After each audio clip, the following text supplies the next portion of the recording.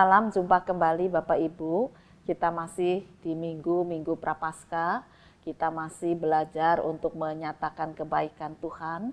Kita masih belajar untuk bertumbuh kembali di dalam iman di tengah segala pergumulan yang harus kita hadapi dan selesaikan. Jangan pernah kita melupakan berbuat baik.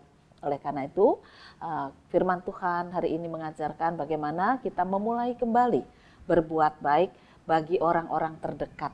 Mungkin keluarga, mungkin tetangga, mungkin keluarga kita yang di luar rumah di mana kita tinggal, atau siapa saja yang dekat dengan kita.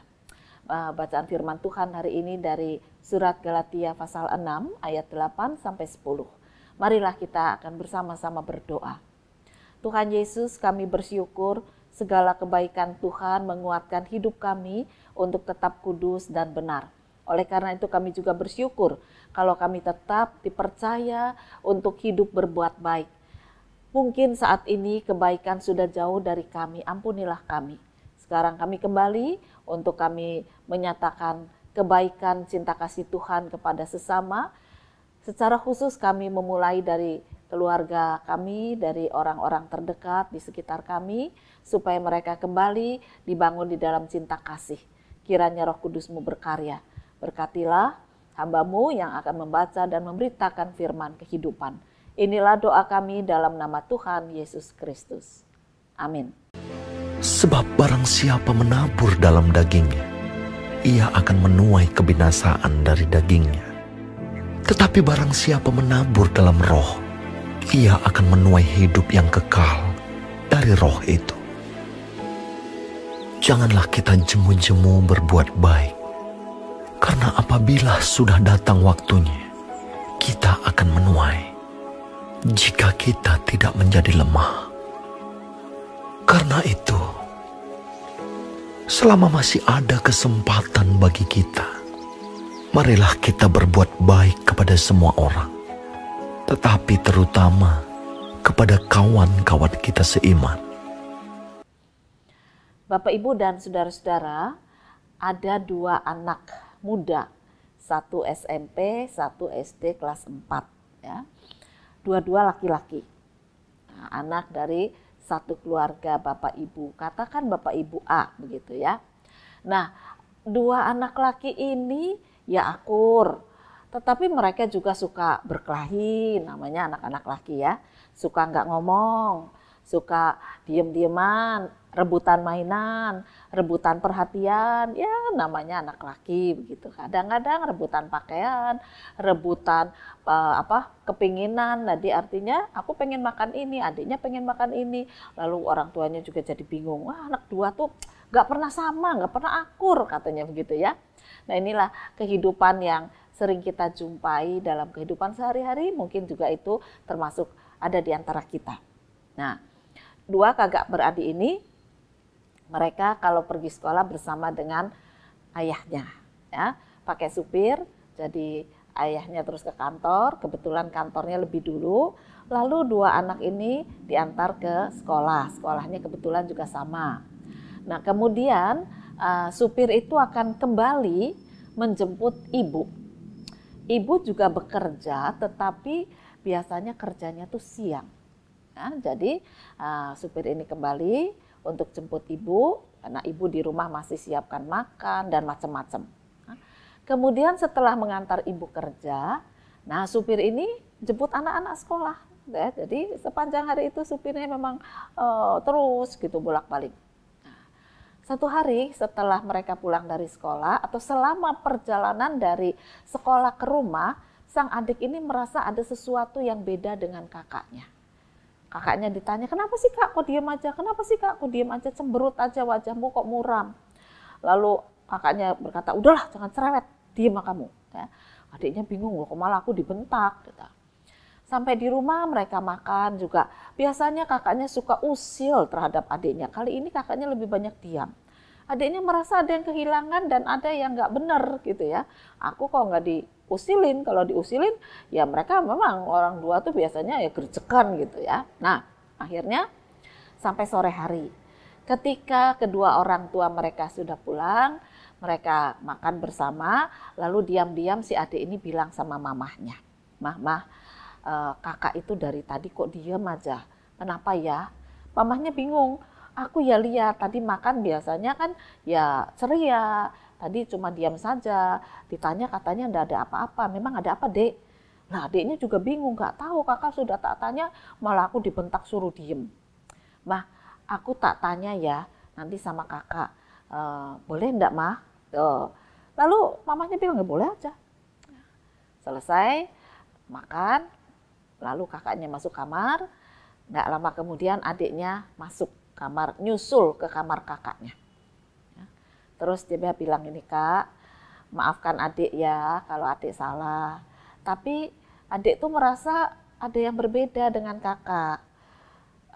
Mungkin kakak nggak mau cerita ya nggak apa-apa. Tapi apa boleh adik mendoakan kakak, gitu ya. Nah ini satu tawaran yang sangat simpatik, yang jarang terjadi. Karena biasanya mereka ya anak dua ini gercekan gitu ya. Tapi kali ini adiknya menawarkan, apa boleh aku mendoakan kakak. Ibu itu nguping, ibu mereka tuh nguping di pintu. Akhirnya ketika kakak itu melihat adiknya dengan tulus, sinar mata yang penuh cinta kasih, dia memeluk adiknya bilang, boleh, yuk kita doa. Nah ketika mereka mau doa, akhirnya ibunya masuk.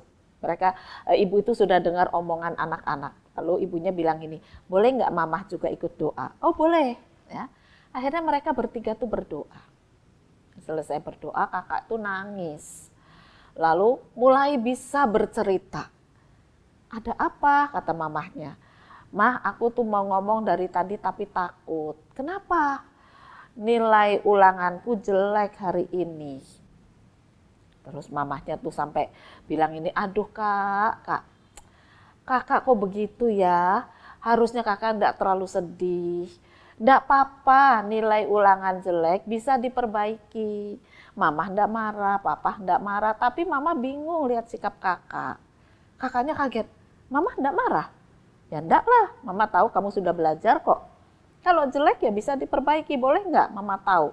Terjadi percakapan, adiknya mulai senang, kakaknya mulai senang, mulai gembira, mulai ada keterbukaan. Akhirnya mereka bertiga berpelukan. Lalu mereka keluar bersama menghadap sang bapak. Jadi kakak ini rupanya lebih takut lagi kepada ayahnya. Nah kemudian mereka bertiga keluar, bapaknya bingung. Ada apa nih? Apa-apaan ini? Lalu mamahnya bilang, Pak, dulu kan kita pernah sekolah ya. Lalu kita juga pernah ngalami kegagalan ya. Iya, bapaknya bilang nggak apa-apa. Kenapa? Ada apa sih? Kakak tuh mau bilang ulangannya hari ini nilainya tidak bagus. Oh, bapaknya tanya gitu ya. Ulangan apa itu kak? Matematik. Berapa nilaimu? 6,5. Aduh, bapaknya bilang 6,5 itu ya masih bagus, lumayan. Tapi kan kakak biasanya nggak pernah segitu, kakak bilang begitu ya. Nah terjadi komunikasi baik, bagaimana orang tua, bagaimana adik ini membangun kembali semangat sang kakak. Ini berbuat baik bagi orang di sekitar kita. Ya. Firman Tuhan mengajarkan jangan jemu-jemu berbuat baik. Kenapa? Karena ada orang yang memang merasa bosan berbuat baik. Sebab orang yang kita tolong, yang kita perhatikan, tidak jarang menjengkelkan. Kebetulan sang kakak ini akhirnya bersikap baik. Dari sikap diam lalu berubah menjadi baik karena pertolongan sang adik yang mau merayu kakaknya untuk berdoa. Nah ada kebaikan terjadi, pemulihan terjadi. Wah kita patut bersyukur.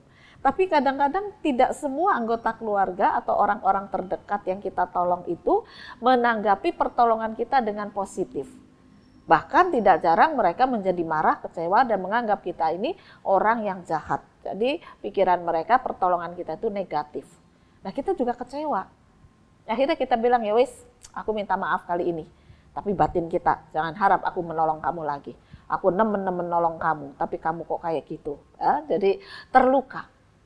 Nah oleh karena itu mari sekarang kita belajar di masa-masa prapaskah ini. Kita belajar kembali berbuat baik. Berbuat baik itu bukan cuma karena kita ditolong, tetapi kita juga mampu untuk menolong. Jadi kalau ada orang yang berbuat baik kepada kita, pas perbuatan baiknya itu nggak cocok dengan kita, jangan kita marah, jangan kita kecewa. Tetapi bersyukurlah masih ada orang yang mau perhatian, masih ada orang yang mau menolong, masih ada orang yang mau berbuat baik pada kita. Bukan sebaliknya kemudian kita berkata, ngapain kamu? Bikin repot saja, ganggu saja. Orang ini berniat baik loh, tapi kita salah tafsir. Ya, jadi mari kita belajar juga untuk tetap berbuat baik, berterima kasih pada pertolongan orang. Nah sebaliknya, kalau kita menolong, lalu apa yang kita perbuat dianggap salah oleh orang lain, firman Tuhan mengajarkan jangan jemu-jemu berbuat baik. Artinya apa? Ya mungkin kita dianggap salah oleh seseorang, menyinggung perasaannya, ya kita ungkapkan, maafkan. Tujuanku sebetulnya bukan itu. Tapi kalau kamu menerimanya begitu, ya maafkan saya. Lain kali akan saya perbaiki. Bisa itu melalui perkataan, bisa melalui perbuatan. Karena pikiran orang kan macam-macam. Ya, pikiran orang yang macam-macam itu bisa saja tidak diterima dengan positif oleh orang-orang yang terdekat dengan kita. Apakah itu suami, apa itu istri, apakah itu anak, kakak beradik, mantu, dan saudara-saudara yang dekat dengan kita. Tidak jarang memang terjadi salah paham, tetapi mari kita tidak jemu-jemu berbuat baik supaya segala kesalahpahaman itu bisa terhapuskan. Pernah saya kasih contoh ya, tapi saya ulangi lagi karena ini sangat menarik. Ketika seorang istri tanya pada suaminya mau makan apa, mau dimasak kayak apa. Nah, suaminya berpikir ya kamu yang masak, terserahlah, yang tidak menyusahkan kamu tuh masak apa, aku nurut, aku terima. Maka suaminya menjawab terserah mama. Istrinya malah marah. Ditanya baik-baik kok malah jawabnya terserah. Sini ya pusing mikir gak ada masakan terserah. Wah, suaminya kaget. Lah, kok marah ya? Padahal tujuannya tuh baik. Ya udah yang tidak merepotkan, yang tidak menyusahkan, yang gampang tuh apa, aku nurut. Tapi itu gak terekam oleh istrinya. Istrinya malah jengkel, gak ada masakan terserah, aku lah mumet kayak gini. Nah, itu salah paham. Ya. Akhirnya suaminya merasa bersalah, ya sudah mama mau masak apa? Nah, suaminya ditawari sama istrinya, nasi goreng apa mie goreng? Lalu suaminya mengatakan, lebih gampang mana nasi goreng sama mie goreng? Yang gampang saja, ya sudah nasi goreng, suaminya bilang begitu ya. Nah, ketika suaminya sudah bilang mie goreng, lalu istrinya bertanya, nasi goreng ya, maksud saya, suaminya bilang nasi goreng. Lalu istrinya malah tanya, mie goreng? Nah, lalu suaminya bilang, ya sudah mie goreng juga boleh. Istrinya malah marah lagi. Orang kok nggak punya keputusan yang tegas. Tadi nasi, sekarang mie, yang mana yang mau? Salah lagi. Ya. Jadi seolah-olah tidak ada kebaikan. Nah ini seringkali perkataan menyebabkan kehilangan kesabaran, kehilangan cinta kasih, padahal tujuannya baik. Istri ini kepengen melayani suami dengan baik. Apa yang kamu suka? Aku usahakan. Tapi yang tegas. Suaminya berpikir, apa yang tidak merepotkan? Aku mau. Nah, ini kan sebetulnya kalau disambung dalam kebaikan kan enak. Tapi jarang sekali kita berbuat baik. Ya. Jarang sekali kita berpikir kebaikan. Malah seringkali kita mudah kecewa dan mudah marah, mudah tersinggung. Dalam hal inilah firman Tuhan mengajarkan mari jangan jemu-jemu berbuat baik. Bicarakan dengan perkataan yang enak, yang baik. Kesalahpahaman itu upayakan untuk dihapuskan, diganti. Meskipun itu susah, tapi bisa, bukan tidak bisa. Ya, belajar hari lepas hari untuk terus-menerus melakukan kebaikan, akhirnya kesalahpahaman itu juga makin turun. Ya, dari perbuatan, dari pikiran, dari niatan, dari cinta kasih dan sebagainya. Jadi ada banyak hal yang menjadi bagian dari kerepotan kehidupan rumah tangga. Contoh lain, suaminya berkata pada istrinya, yuk minggu depan kita refreshing, healing istilahnya sekarang ya, jalan-jalan. Terus istrinya bilang, gak usah, cari uang lagi susah, apa-apa mahal. Ya. Orang banyak tertekan, kita juga tertekan. Nah suaminya bilang, iya justru karena kita ini sudah stres ya gak usah kita jalan-jalan ke luar kota. Bu ya keluar rumah ini gitu ya, putar-putar kota, lihat terus jajan yang murah, gak usah. Lalu suaminya bilang, ya sudah kalau mama enggak mau ya enggak apa-apa. Maksudnya papa itu mengajak supaya mama tidak uring-uringan. Papa tahu kerjaan mama tuh tambah berat. Ya. Belanja ke pasar juga tambah bingung. Nah, makanya tak ajak. Tapi kalau nggak mau ya nggak apa-apa. Oh, istrinya terus bilang, ya itulah orang kok kayak gitu. Baru disaut gitu aja udah berubah pikiran. Itu namanya nggak ngajak tenanan. Wih, malah tengkar ya. Nah itu sering kali terjadi. Mari masing-masing kita berniat baik. Dengan perkataan baik, diwujudkan juga melalui perbuatan baik, diawali dengan niat yang baik. Dari mana asalnya? Ketika Kristus bertahta dalam diri kita, ketika Roh Kudus bercahaya, ketika Allah Bapa mengatur kehidupan kita, dan kita tetap berserah pada kebenaran firman-Nya, maka kebaikan akan mengalir. Sebab Allah Bapa, Putra, dan Roh Kudus adalah sumber kebaikan dan kehidupan. Jadi kalau kita bergantung pada sumber kehidupan kebaikan yang benar, dari mereka lah akan mengalir pada kita dan kita akan mengalirkan segala kehidupan yang baik dan benar kepada orang-orang terdekat di sekitar kita. Selamat berbuat baik, Tuhan memberkati firman-Nya. Amin. Mari kembali kita akan berdoa.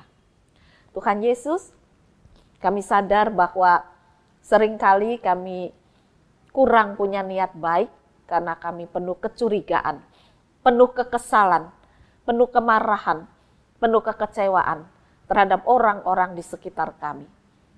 Ampunilah kami. Mereka mengasihi kami juga mengasihi mereka, tetapi terganjal oleh segala dosa. Biarlah Tuhan mengampuni kami, membangkitkan kekudusan hidup kami, kebaikan hidup kami, supaya kami boleh mencerminkan kehadiran Engkau dalam kehidupan kami yang sudah Engkau perbaharui ini. Berkaryalah ya Tuhan. Inilah doa kami dalam nama Tuhan Yesus Kristus. Amin.